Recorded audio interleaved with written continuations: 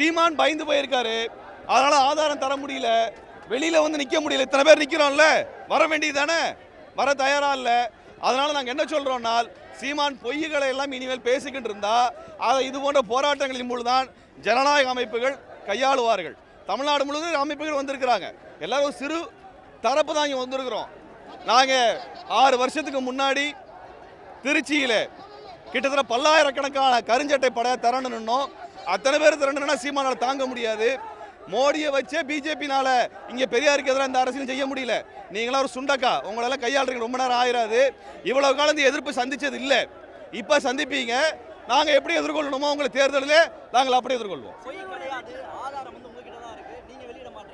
அப்போ எந்த ஆதாரத்தின் அடிப்படையில் அவர் வெளியே பேசினாரு? எந்த ஆதாரத்தின் அடிப்படையில் சீமான் இதெல்லாம் பேசினாரு? ஆதாரத்தை நாங்கள் வெளியிடணும். நீ போய் சொல்லுவேன், நாங்கள் ஆதாரம் தரணுமா? நான் இப்போ ஒன்று சொல்கிறேன், சீமானை பற்றி ஒரு விஷயத்தை நாங்கள் சொல்கிறேன், நான் தானே ஆதாரம் தரணும். சீமானை பற்றி நாங்கள் ஒரு குறை சொல்ல நாங்கள் தானே ஆதாரம் தரணும். அப்போ இது பிஜேபிக்கார மாதிரி சங்கிப்பய மாதிரி ஏதோ ஒரு அவதூறை சொல்கிறது, அதுக்கு ஆதாரம் கிட்ட தரமாட்டேன்னு ஓடிடுறது. சீமான் ஓடி போகாதே, உங்களது அரசியலை வீதிதோறும் தோழர் கையாளுவாங்க. வீதிதோறும் இந்த சின்ன பசங்களை எல்லாம், இந்த இளைஞர்களை எல்லாம் மடை மாற்றுகின்ற அரசியலை நிறுத்திக் கொள்ளுங்கள். இளைஞர்களே, இந்த நபருடைய பித்தலாடத்தை புரிந்து கொண்டு அந்த கட்சியிலிருந்து வெளியேறுங்கன்னு நாங்கள் சொல்கிறோம். கட்சியிலிருந்து வெளியேற வேண்டும்.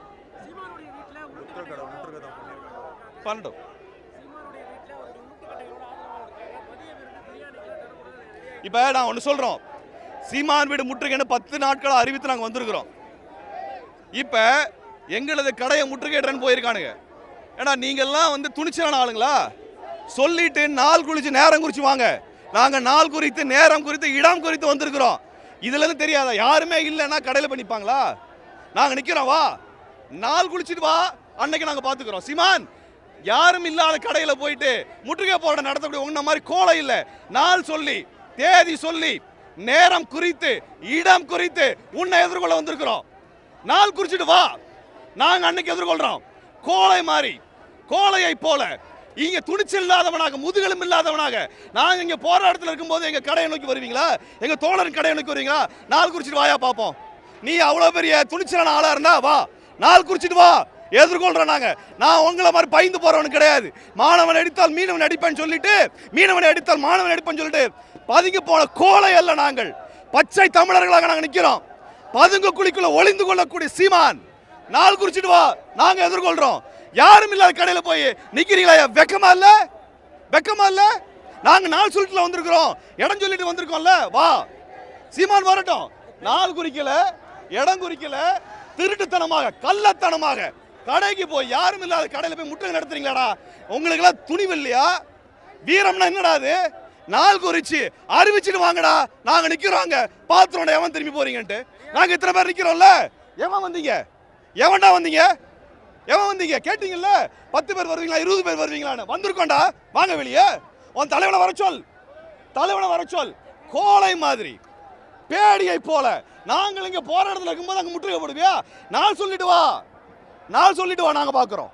நீ உண்மையாலுமே யோக்கியனாக இருந்தா சீமான், நாள் சொல்லிட்டு தேதி சொல்லிட்டு வா, அன்னைக்கு நாங்கள் கையாளுறோம். இங்கே போராட்டத்தில் நிற்கிறோம், எங்களோட கடையை முற்றுகையிடன்னு போய் நிற்கிறானுங்க. எங்கள் தோழருடைய கடையை போய் முற்றுகையிட்டு நிற்கிறேன். ஏன்னு கேட்குறேன், உங்களாம் பயமாடானீங்களா? ஏன்னா நாள் சொல்லிட்டு வர்றதுக்கு என்னடா உங்களுக்கு என்ன?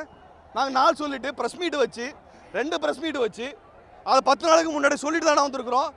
இந்த பயந்த பயலுக, இந்த பயந்த இந்த வீர அரசியல் எல்லாம் மேடையோட பேச நிறுத்திக்கிறதா சீமானோட வேலை. இளைஞர்களை தூண்டி விடுற வேலை செய்கிறாங்க. நாங்கள் எதிர்கொள்கிறோம். எங்களுக்கு பெரிய அச்சம்லாம் இல்லை. நாள் குறிச்சிட்டு வரட்டும் சீமான், பார்ப்போம். நேற்று நீங்கள் ப்ரெஸ் மீட் கொடுத்து முடிச்சோன்னே இன்னொரு டீம் வந்து ப்ரெஸ் மீட் கொடுத்தாங்க.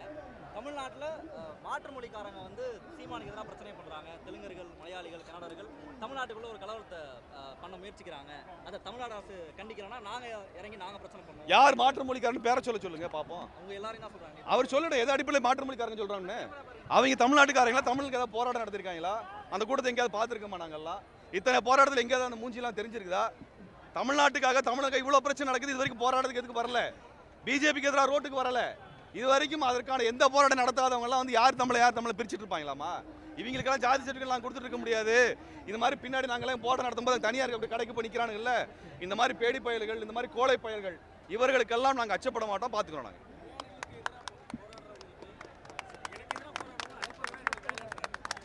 சீமான் வாய்ஸை விடலுங்க, சீமான் வாய்ஸை விடலாம் கேட்குறேன். மீனவனை அடித்தால் மாணவனை அடிப்பேன் டயலாக் பேசி ஜெயிலுக்கு போனார். 14 வருஷம் ஆச்சு. இது வரைக்கும் கிட்டத்தட்ட 10க்கும் மேற்பட்ட மீனவனை இலங்கை கொலை பண்ணியிருக்குது. என்ன பிடுங்கினாரு? நான் நேரம் அப்படியே கேட்குறேன். என்னையா பண்ண நீ? 10 மீனவனை கொண்டிருக்காங்க. நீ என்ன பண்ண நீ? இலங்கை தூதரகம் இங்கே தான் இருக்குது, இலங்கையோட புத்தம் படம்லாம் இங்கே தான் இருக்குது. என்ன பிடுங்கின நீ? சீமான் அதை பண்ணாரா? ஏன்னா நான் மீனவனை அடித்தால் மாணவனை அடிப்பேன் டயலாக் பேசினேன். 14 வருஷமா இது வரைக்கும் 12 பேரை கொலை பண்ணியிருக்கான் சிங்கள மீனவன், சிங்கள ராணுவம். என்ன பண்ண நீ? இந்த வீரமெல்லாம் எங்ககிட்ட தான் உங்களுக்கு காம்பனி. தமிழன் நோக்கி தான், தமிழனுக்கு எதிரான எல்லா வேலையும் செய்வார். விடுதலை புலிகளை, கைதான விடுதலை புலிகளை விச ஊசி போட்டு கொள்ளுச்சு இலங்கை அரசு. அது ஐநா வரைக்கும் கொண்டு போனாங்க ஈழத்தமிழர்கள். இவர் என்ன சொன்னார்? சத்து ஊசி போட்டான்னு சொன்னாங்க. ஏன் சத்து ஊசி வாங்கி சீமானுக்கு போடலாமா? சிங்கள அரசாங்கத்தை சீமான் சத்து ஊசி வாங்கி போடுங்க, பார்த்துருவோம். இந்த வீரம் இந்த பத்திரிகையாளர் பார்த்தா தம்பி நீ சொல்லு, நீ சொல்லு, நீ திருக்குறள் சொல்லு, இந்த டயலாக்லாம் நேரம் வாங்க சார். பத்திரிகையாளர் எதுக்கு வீரம் உங்களுக்குலாம்?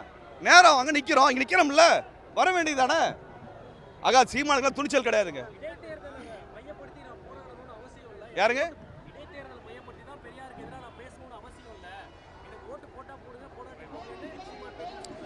சீமான் வந்து இடைத்தேர்தலுக்கு முன்னாடி பெரியார் இழிவா பேசுனதுக்கு காரணமே பிஜேபி பொறுக்கி திங்கிறது தான்.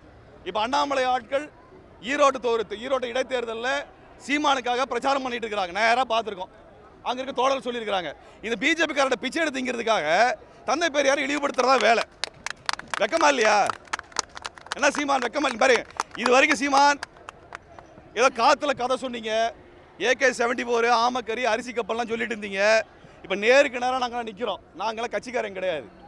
திமுக திட்டினா திமுக ஒன்றும் பதில் சொல்லாது. ஆனால் இயக்கத்தை ஒரு நிற்கிறோம், தந்தை பெரியாரின் வழியில் வந்து நிற்கிறோம்.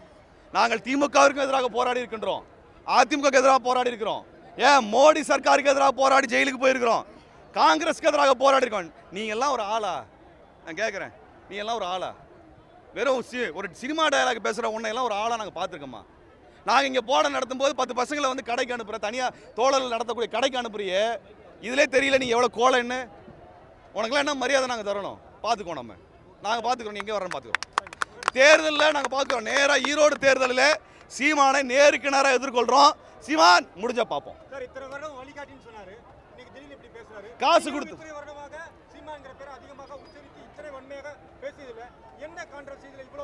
இவ்வளவு நாளுங்க இந்த ஆளுக்கு ஏதோ புத்தி வரும்னு நினைச்சோம், திருந்துவாருன்னு நினைச்சோம்.